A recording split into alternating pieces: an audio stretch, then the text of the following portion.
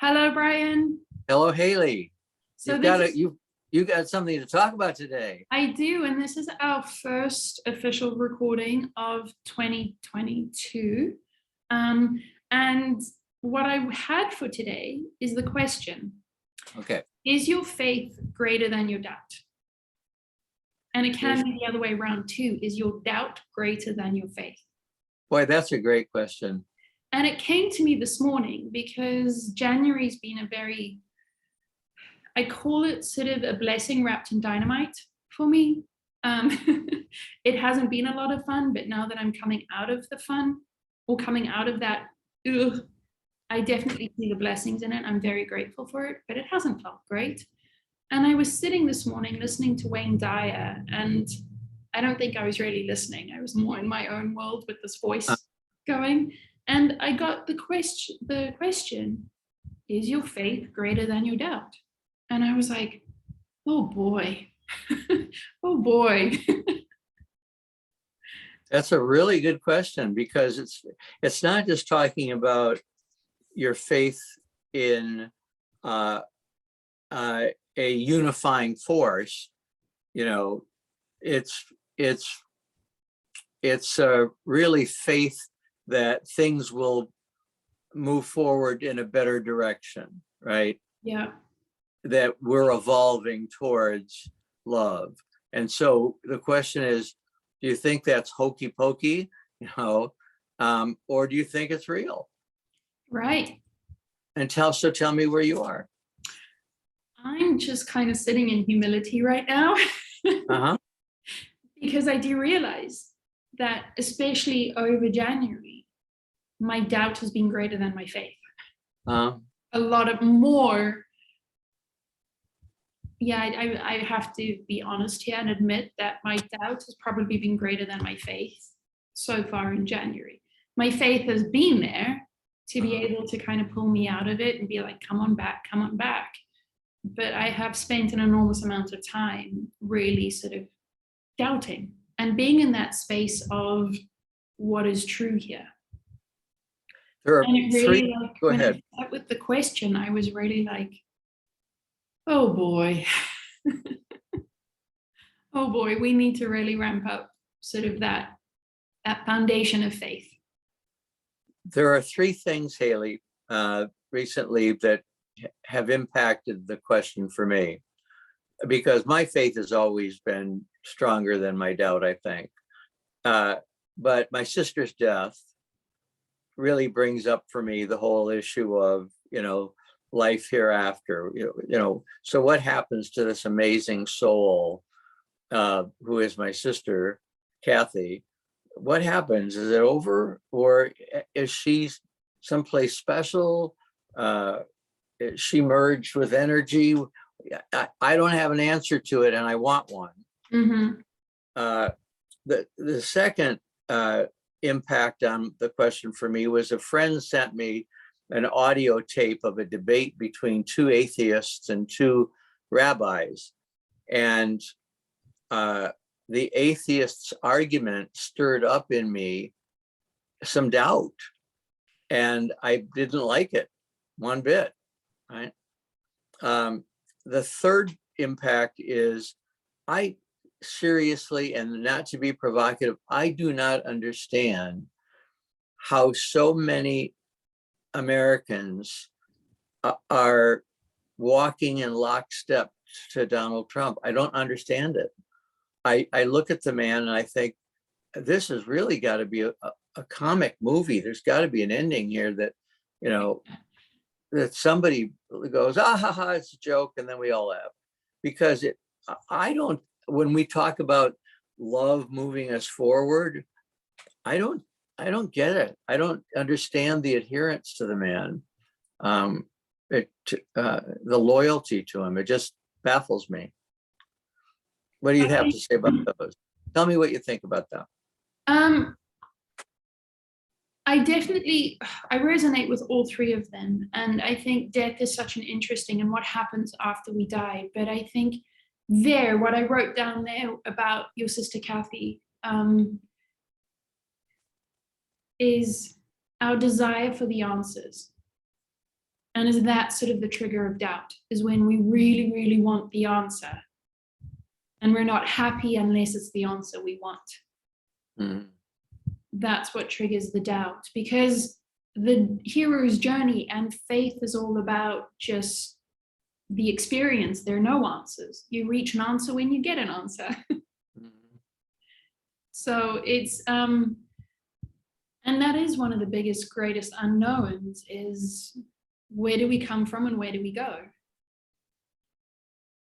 But I do feel like there's more love there than possibly here on earth. Mhm. Uh-huh. That's why I smile, because every time I connect with people on the other side, there's just so much love. Uh-huh. What I consider love. It's such a sweet, high vibration.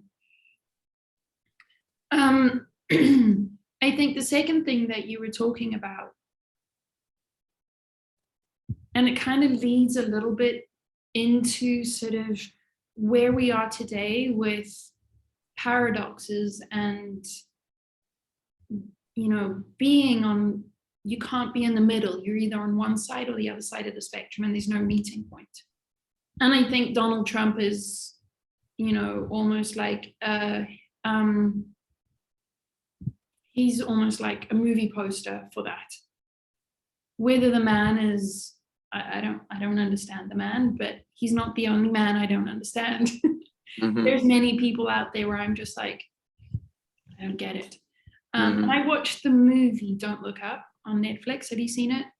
No, we didn't. We talked about it, but it's a comedy, is it not? It's a parody. Yeah. It's more like a thriller or a Okay. horror movie. Okay. And so many people had said, oh, you need to watch it. It's a comedy and it's hilarious. And I watched it and it just made me want to check out. I was just like, you know what, humans, just get to it. Destroy yourselves and go to it. Uh-huh.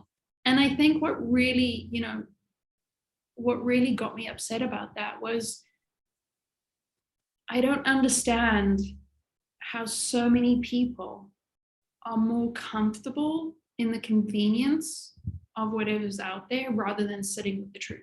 And I think that lends to the whole Trump thing.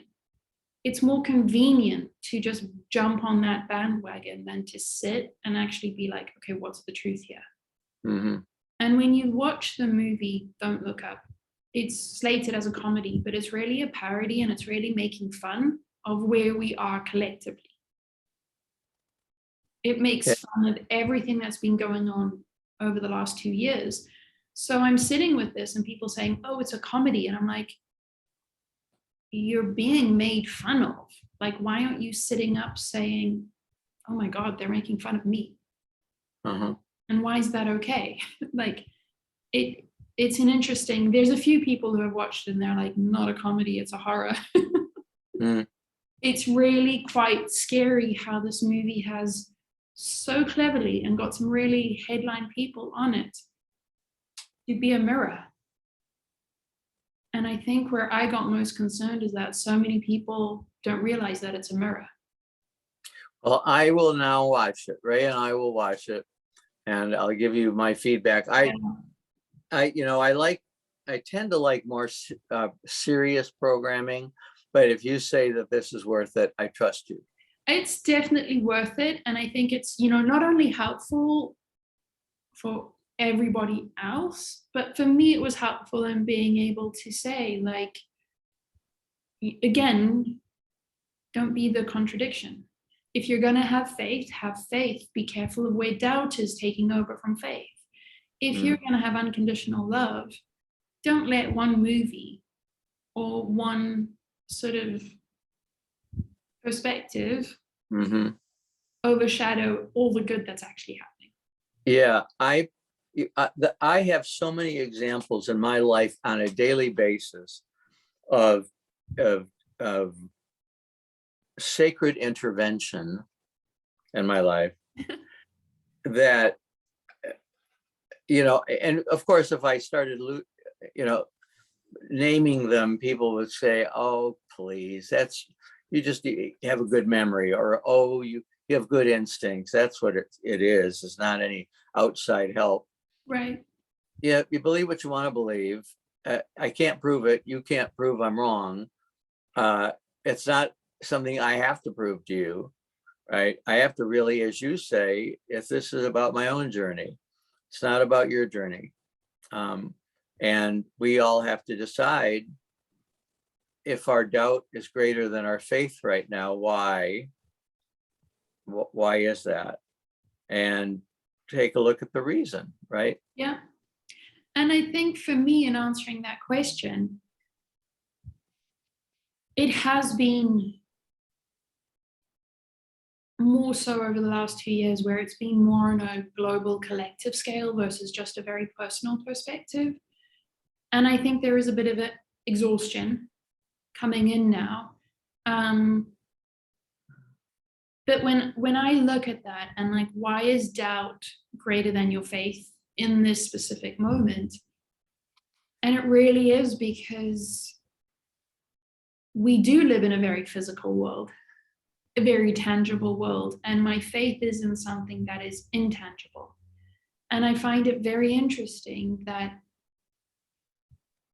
when it's good stuff, I'm happy to say that that was faith. When it's not so great stuff, or it's like, I find I'm on the fence, like it can be a miracle, or no, that's science. And I do that myself. And it's an interesting place for me to be in. I'm very grateful for it, because I think I need to be there right now. And I really need to, unwind out of this whole thing about trusting, not just faith, but trusting myself more. But yeah, it's an interesting question. What about the notion, I came up with the image while you were talking, of the self-driving car, right? That you let go control of and it takes over, right? And I think those of us who have surrendered ourselves from an early age are in a situation not unlike that. Not that God or universe is making decisions for us, but letting go, for me, illuminates more possibilities. Absolutely. The paradox. Yeah. Of letting go so hard, but oh my goodness, it opens up into so much. And it's not really that hard either. Because I was sitting yesterday, it was yesterday, where I was like, you need to sit down and meditate. And I was finding every excuse not to meditate. Do you know how easy it is to meditate? You literally just sit down and breathe. And I was finding every single thing, because I was like, oh, it's so hard to meditate. And again, it's interesting where it's like, really, where's your faith right now? Where's your faith? And why do we turn these very simple things like letting go into monumental tasks? Hayley, is there, with your clients, are any themes emerging right now for you in terms of what they need help with? Anxiety is just out of the roof. And I've absolutely referred a few clients to psychiatrists to get chemical intervention. Anxiety is, I've never experienced in my life the level of anxiety that we are feeling as humans right now. And is it because of COVID, unemployment, I think it's, a lot of it is just the exhaustion, and I think a lot of it has to do with the media. It's if you are paying attention to the media, which I think it's almost impossible, like you literally need to be off the grid to be unaware of the media and the influence of media, is holding people in anxiety. 1 minute the media, is saying you're safe. Immediately, 2 seconds later, no, you're not. So we're literally puppets on a string. And I think, after 2 years, it's actually got worse. And we as humans don't get used to that. I don't care how much you can say that we, condition into that. We never condition into uncertainty. We just fight it more and more and more, and then we just band-aid it more and more and more. So besides the counsel of finding a psychiatrist who can prescribe medicine, what advice do you give people who are experiencing anxiety? For the ones that are able to manage it still on their own, I start every session breathing and end almost every session breathing, just really slowing down to breathe and really acknowledging how hard that is. So a lot of my sessions are about the excuses that we can't breathe, or I don't feel like that's doing anything. I feel like I need more. Breathing is the most important thing. And I acknowledge that right now, it's really, really hard to breathe, to just sit and breathe and allow that process to happen, which is technically 30 seconds. Allow that to happen. So I begin most of my sessions with people in an anxious state. We breathe. We breathe for 3 to 5 breaths until they can feel in their body that they're calm enough. I find for myself that a very effective form of meditation is working in the garden. Just prior to activity. Just prior to our phone call today, I was in the garden for about 25 minutes and working, clipping this, clipping that, taking care of the things that I bought and brought in and feel responsibility for. And it's really, for me, a great means of experiencing serenity.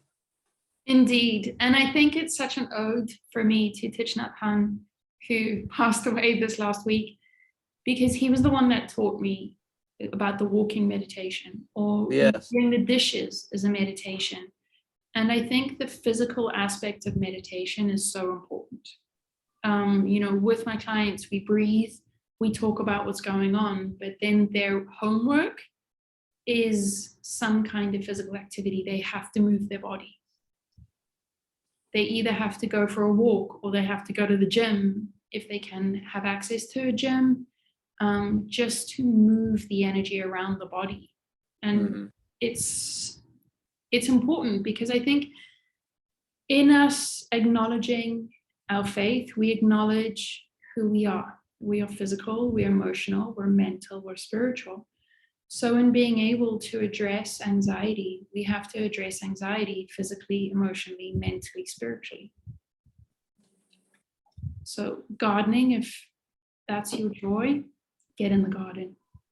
What does spiritually, talk about that in terms of the 4 you mentioned, anxiety spiritually? Yeah, and the way that I work, whether it's anxiety, trauma, wanting to get a new job, changing careers, whatever it is, everything that we deal with humans, we encounter it on a physical, emotional, mental, and spiritual level. To be able to understand it and reach a different level, it has to be on the physical, emotional, mental, and spiritual. So the physical is the physical body, dealing with the physical matter, the mass, which would be getting in the garden, walking, running, swimming, whatever kind of physical activity you can do. The emotional is being able to be kind to all of your emotions, not seeing fear or sadness or anger as a negative emotion, being able to see it as a positive emotion, as sort of your compass. The mental side is the mental chatter. A lot of the anxiety is the mental, and being very aware of how you're speaking, what you're speaking of, and being able to start becoming aware of that and and changing the way that you approach it. Again, with kindness. And then the spiritual is the faith. What is it that you believe is your support system? And if you're an atheist and you believe that there's nothing really out there and it's just you, then that's your spirituality. You are one. Get really clear on it. Mm-hmm. If you believe that it's, from a Catholic perspective, that there's that branch, okay, then let's get really clear on what that message is and what that connection to God is. If you're Jewish and you believe that sort of branch or Kabbalist, then really get clear on that and really pay attention to the scriptures, to the writing, to be able to discern what is your truth out of it versus what is dogma. We had a conversation, when you're in Fort Lauderdale, we go to Storks, which is the coffee shop down the street. And it's kind of my second office. I've been meeting people. Your remote office. Yeah. So yesterday I met with a Methodist minister and a United Church of Christ minister, both of them retired. And my question to them, and I want to pose this to you too. I see us, Hayley, and all the work that we're doing, preparing the world for the next generation, whether we know it or not. The chatter we create is really impacting evolution, right? Mm-hmm. And I said that growing up Catholic made it harder for me to embrace other faiths because they were almost seen as the opposing team, Mm-hmm. right? We're better than you are. We're right. You're wrong. You shouldn't be eating meat on Friday. That you have to almost leave that tradition. I did, in order to get a bird's eye view of all of what's going on around the world in terms of faith in something greater than themselves. And everyone has a story about it, Mm-hmm. right? All the different faiths are really based on stories that were told and clung to, no discussing it. It happened. And so my question to you is this. I believe, you believe, Thich Nhat Hanh, our teacher, told us that we're all connected. We're one organism, right? Mm-hmm. That you and I, that the harm I do you is harm I'm doing myself. Because we're brother and sister, we're family, right? And so I'm taking the mobile that's all in balance and I'm yanking. Well, you're flying in this, right? You're not independent from me. Mm-mm. So how far along do you think we are? This is my question. As a civilization in really understanding that we're one organism. How far? What is the baseline stop? Where are you starting the measure? I think we're starting at zero, in terms of, I think there are only a handful of people who really see that we're all connected. If they saw that we're all connected, there wouldn't be the horn honking or the flipping the bird. To answer your question, how far along do I think we are as a collective in terms of reaching that consciousness of we're all connected, which some people call the 5D, new earth, what ifs. I don't know. Do you have an impression? I don't actually spend a whole lot of time about that.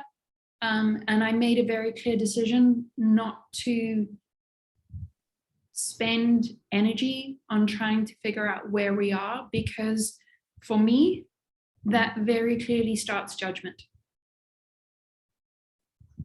once I start saying that we're over here, there's people that are either there or people that are not there. And I just, again, I want to do my best not to be in judgment and not to be in the space of you're making it or you're not making it. So I don't really focus at all on how far along we are, or how close are we to the next step up. Because in all honesty, every day it doesn't make a difference. It doesn't make a difference in my life, doesn't make a difference to anybody else's life. I think the next question would be, if we all realize we're interconnected, does it remove the duality? I don't know. I believe that duality is part of the earth experience. And once we reach that level of interconnectedness, that's when we become closer to our soul. And that's when we start entering into the idea of where do we go when we're dead, or where did Jesus go? Did Jesus reincarnate, or was he now a soul up sitting really with God? I don't know. I have theories about it, but I don't know, because I don't know. I'm always learning about that. I think from an earth perspective and from a human perspective, duality exists because it teaches us about ourselves. And I think it's more important for me as an individual to fully grasp the concept of interconnectedness, for me then to start being able to really explain it to others and to be able to teach it to others. When you say duality, you're talking about body and soul? Body and soul, yes, no, feminine, masculine, hot, cold, right, wrong. Those are duality is very sort of love, hate. That's dual. That is a duality of life. The interconnectedness, it's non-dual, non-duality. There's no right, there's no wrong, there's just love. For humans, and for my experience and the way I see my experience, being able to fully comprehend interconnectedness is moving into that space of non-judgment, moving into that space of unconditional love, that even if I look at Trump, I can sit here and say, I'm not going to judge him, because I can see that that aspect that is really irking me is actually inside of me. Mm-hmm. I could, in full awareness, jump on the Trump bandwagon. I could be his greatest fan, because that actually exists in me. The difference is here, I choose not to do that. I choose not to express that, because I feel like there's a better way for me. And I think that's more of the journey in terms of interconnectedness, rather than everybody getting there and us having a new level of consciousness.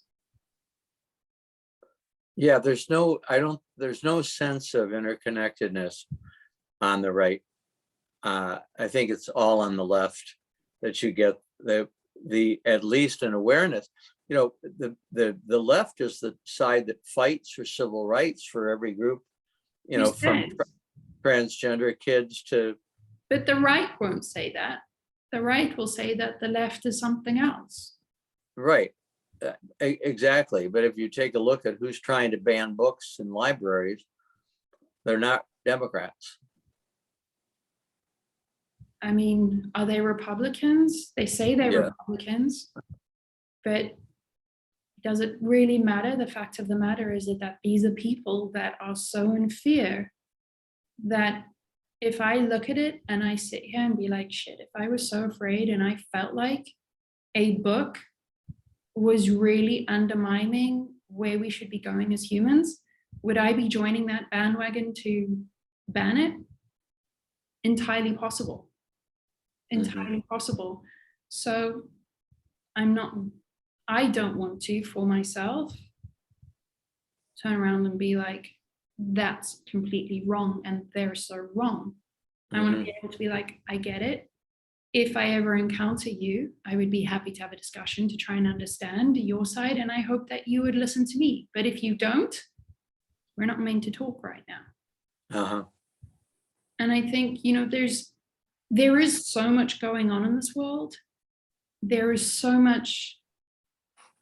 many labels, and our goodness is deemed on which label is good or bad at any given moment. How interconnected are labels? So tell me then, what are your charted ways forward in dealing with the anxiety that's caused by, all the uncertainty? And I would throw in politics to that. Is your answer that, we have to understand where they're coming from, and we have in us the same tendencies they do, we just choose not to express them? It really depends on every person that I speak to, because we are unique lights. Although we are interconnected, we are unique lights. So the message is very unique compared to everybody else. In my conversation with you and what are my charters going forward, I really want to be more in a place of discernment, but also being in a place of discernment without leaning into the judgment. So in terms of this political environment that we're in, from a US perspective and then a global perspective, yeah, it sucks. It really is quite awful, and it is hard to see light at the end of the tunnel. But I can tell you right now where my charter is. I can't pinpoint the one ideology or the one thing that is bad and causing all of it. I can't say that that's the bad thing. Do you feel that you living in Mexico makes a difference in terms of how you look at? I think it makes a difference because it gives me a place to step back and out, and really gives me the time and space to sit with these kind of questions. But I'm fully in it because 90% of my clients are American. Every single day I'm encountering the anxiety, and I'm working through that with other people. So I feel like just because I'm in Mexico, I'm still fully in it and fully aware of what's going on. I also, part of who I want to be is not somebody that's pretending real life isn't here. And I know that I can very easily say that, like, I just meditate and I have faith and everything's going to be fine. I don't pay attention to the media. I do pay attention to the media because I live in this world. I need to be aware of where my fellow man is. And part of me being able to stay centered means I'm aware. So if I'm walking down the street and some American tourist yells at me because I'm wearing a mask, am I gonna get all upset and be like, listen, you're disturbing my meditative place? I don't buy into that mumbo jumbo. I don't think that's helping anything. I would probably go into more shock and trauma if I was just like, what is this human doing? Right. Without knowing, what's going on at the bigger picture. I talked with a friend who I really respect, who he and his husband are buying property in Portugal, or are looking seriously, because they said that if Trump runs in 2024 and wins, they're leaving, that there's no hope for democracy, that voting has been so changed that no one has it's not going to make a difference whether you vote or not. How do you feel about one leaving their country in order to find conditions where they're more able to grow? I think if you have that opportunity, it is a blessing. I think if you have that opportunity and you have the resources to move to wherever you feel is going to help you flourish and thrive, I think it's a blessing, and I think it's something that should be opened and welcomed and celebrated. And not thought of as a coward. No, no. Not if that was true, the United States would be a nation of cowards, because everyone came here thinking it was going to be a better place to live. And No. this is from day one, humans have crossed borders. Mm-hmm. They weren't even borders. Humans moved, animals move. It is part of, exploring Earth, migration. We all move. We all try and find a place that will be better suited to where I'm at. And I think if you have the resources to be able to do that in this day and age, go for it. What a blessing. What a blessing. I would, where it kind of gets a little bit, I'm encouraging that, but don't then go to that place and try and recreate the US. Don't go to that place and try to recreate the US. So if you're going to do it, go be where you are. Go be where you are fully. Yeah. Embrace the culture, embrace the land, allow it to open your mind and embrace what you're looking for. What I have seen is that a lot of people that leave the US and go somewhere else, hoping for a fresh start, they literally recreate the US.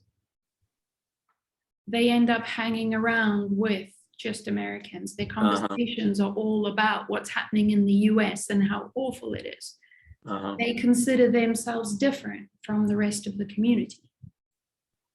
They demand things that they had in the US and can't believe that they're not available where they're at now. I think that's accurate. I mean, I've not spent any time with expats, but the impression I get, although I do have friends who live in Paris and their friends are all French. I mean, they go out of their way to be French. Yeah.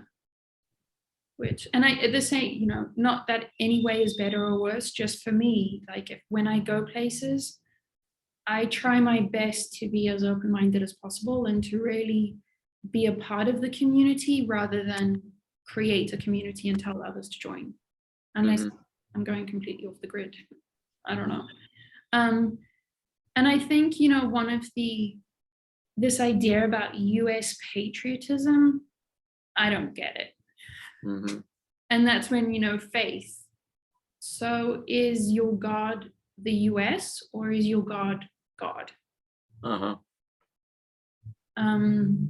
It's interesting because with everything going on in the US and the political, but also the taxes, there's an enormous amount of people wanting to give up their US citizenship to avoid double taxation. And right now you can't. Even if you wanted to, and you went to the embassy, they don't allow right now you to give up your US citizenship. Oh, I didn't know that. Yeah. There's a process to go through to give up your US citizenship. Since 2020, that process has been shut down. Wow. Because they don't want people to leave. And, they blame COVID, but I think if everything else has started running, why hasn't that started running? You're right. We are a people of movers. Most particularly in the United States, and we move from city to city, section of the country to other section of the country. We move out of churches and into other spiritual groups, right? We avoid cold weather if possible, if we can afford it, right? By coming south. And the original people in the Americas also moved. They broke camp according to the weather. So migrating to improve the status of your life is natural. I think it's natural. Yeah. And you said that, you have to decide whether your God is America or God. And there are a lot of Americans who think God's American, white and Christian. And it's straight. And and he carries a gun. Yeah. Yeah, Two. I'm well aware of how that patriotic thing is very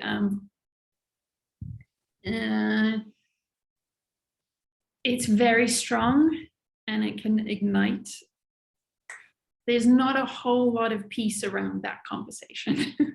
For a Did bunch you of democratic peace, like democracy and peace, if you speak to somebody about their US patriotism, you're more than likely going to get a whole lot of anger.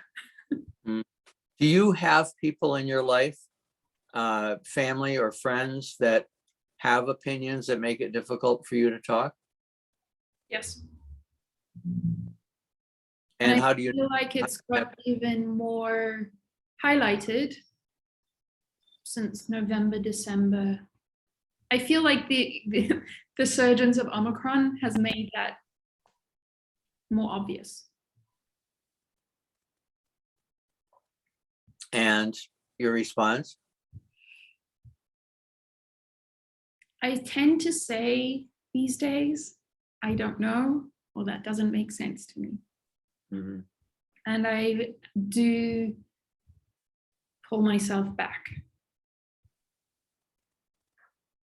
I'm not in a place right now to be a fighter and to be my anarchy is in making sure first that I'm being the best version of love versus trying to make other people versions of love. That's where I need to be right now. I think that's wise, because your responsibility in this big boat that we're all in is doing your thing, holding your oar, right? Pulling, yeah. and instead of criticizing other people for the way they're paddling. Yeah, and I do have some amazing, wonderful people that I honor and respect that are out there, picketing and calling people and drumming up support. And I'm more than happy to support them on their mission, but I also won't, if they say something that really seems to go against my value system, I won't be quiet about it and I won't allow it to just wash over. What do you say? I say that that's not what I believe right now. It doesn't make sense to me. I can't make sense of it right now, so I can't talk about it and I won't talk about it with you. And that's where I tend to withdraw and take my time and sit with these things to see if I can find my place and then find the words that I can speak that won't shut down. There's a wonderful, Matt Kahn taught me this line. The truth is only helpful when it opens. The truth is only helpful when it opens. Truth is not helpful when it shuts down. So part of me trying to be the best version of me, and something I have to work on in my personal relationships, is being able to speak the truth in a way that is received versus that drive-by shooting. Well, and that fits into the whole right speech, right. And asking yourself, one, is it truthful? Is it necessary? Does this person need to hear this? Right. Yeah. And I love how all of this inspiration overlaps, So simple, but we make it so difficult. Yeah. Well, we're afraid. We are. Going back to the original point is that, even those of us who feel that we are constantly cultivating our spiritual self, we feel fear and we feel anger and we feel like we could get into the battle easily like too. We need to do something. Right, that we have to do something, that we need to get a gun and learn how to shoot it. No. Or we need to go and do something to take all the guns away. Yes. It's a very fine line between doing and being, and finding that balance, that being equals doing, doing equals being, versus just being in that doing or just being in the being. So the way you prevent yourself from getting sucked into it is to not spend much time reading media? Let me find the right language here. Brian, I totally get sucked into it. There are times where I'm totally sucked into it, and it's more a practice of how do I pull myself out of it, literally,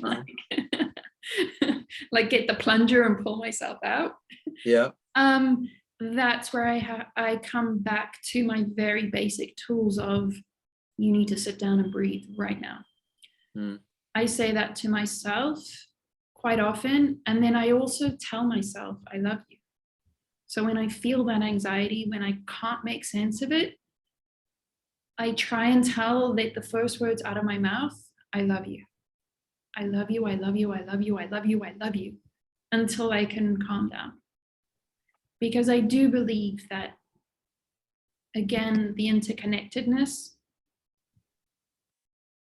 if we can meet every aspect of that with love, the calmer, the more gentle it is.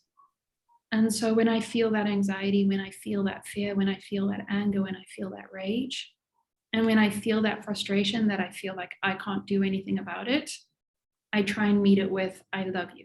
I love you, Hayley Evans. I love you, Hayley Evans. I love you, Hayley Evans. To just try and like start off with love. And then I go in and be like, all right, how did you get here? Right.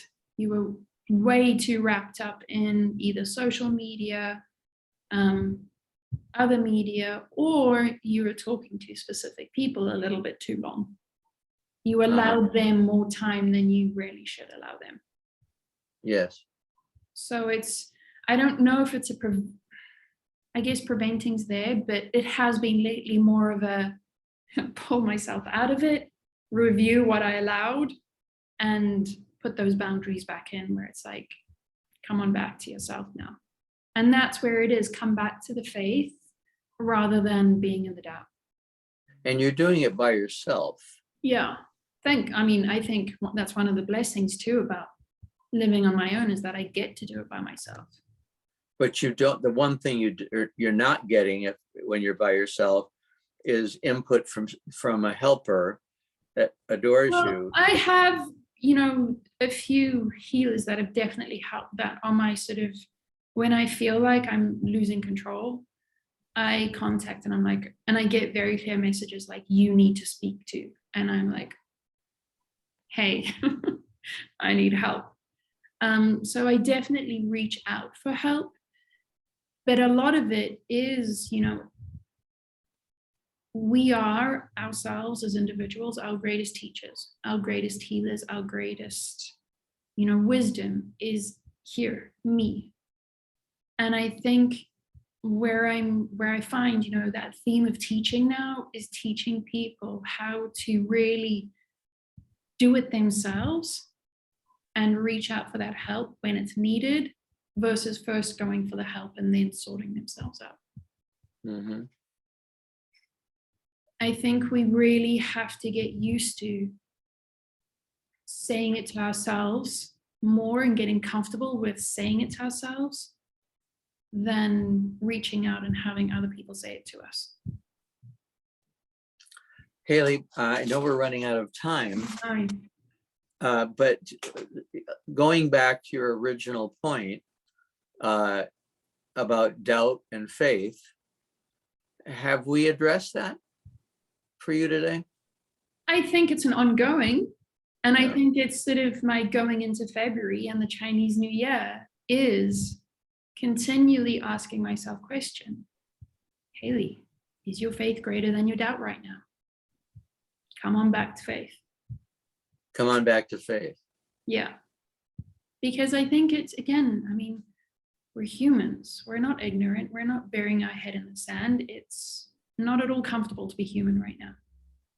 So I think employing the tools to bring yourself back into your body and back into what you believe in is critical. I find that engaging in loving acts of kindness is what brings me back really fast. And Did I tell you the story about holding the door for a guy that was walking into UPS? I did my business UPS. I'd left. I was starting to get into my car in the parking lot, and I spotted this guy who had a big package in both arms. So I got back out and I walked over and I held the door open for him. And he said, "Oh my God," he said, "can I buy you a cup of coffee?" I thought, sometimes people are so unused to acts of kindness that they think, that they need somehow to reward it. Right. I said, no, it's my pleasure. And it You is don't my know how pleasure. to receive it. We can give it. Can you receive it? Well, that's a good question. Tomorrow's my 74th birthday. I know. Happy pre-birth. I mean, it's kind of your birthday week, so happy birthday. Yeah, well, birthday month. True. True. 74, huh? 74 tomorrow. Yep. Amazing, amazing. How are you feeling?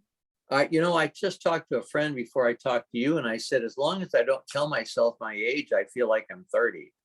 But then you say to yourself, you're 74, and you think, oh, I should slow down. I think you should keep going and go faster. Absolutely. Take your hands off the wheel. Keep at it until you can't do it anymore. Really, I think it's a wonderful thing. And I think rather than seeing like 74 as your age, see it as a number. And what does that number? Because there's numerology, yeah? Yeah. So you got a 7, you got a 4, 7 That and makes 4 11. is 11, angel numbers. Well, I feel like, that's. And you got 2 1s. I think this is a good one. Good. I'm So I glad. think your age, the number of years are trying to tell you something a little bit different than, dude, you're old, you got to slow down. Yeah. I don't listen to that anyway. I think, all right, if you get back pain from this, then take it easy. But if you don't, keep at it. Keep at it. More joy. More joy is right. More joy. All right, honey. Well, I'll be in touch. Lots of love to you, Ray and Lincoln. And we'll speak next week. And thank you. Thank you. Time with you. And we're going to get a guest for next week. We're getting back on it. We're going to be celebrating our friends. Absolutely. Friends who are making the journey, whether they know it or not. All right. Good, huh? Love you, my friend. I love our time. Lots of love to you. We'll speak soon. Thank you. Bye-bye. Bye-bye.